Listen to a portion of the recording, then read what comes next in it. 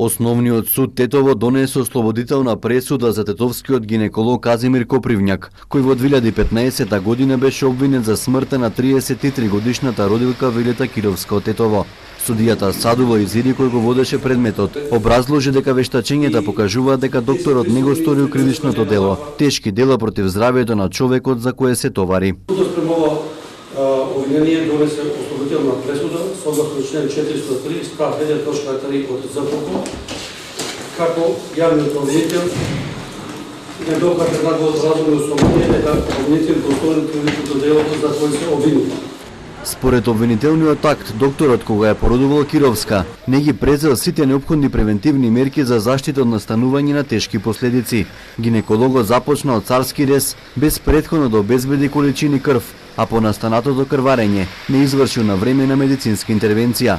Адвокатот на оштетената страна најави жалба. Вели дека има основа за тоа, затоа што во сите три вештачења се нотирани неколку пропусти на докторот, кои не се земени во предвид во ослободителната пресуда. Постојат недостатоци во дел на земање крвни слики, припрема пред операција, за време на операцијата и понатаму како одело се до крај на операцијата.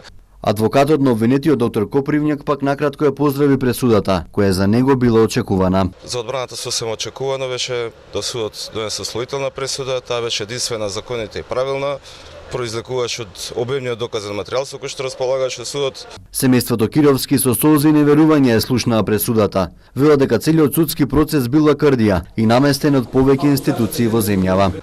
Свите се убедени и сме убедени, не може никој да ме разуме. Дали кој под закана, кој под притисок, кој со дебела награда, резултатот е ова на све. И тоа, свите се свесни сме и тоа е цела вистина.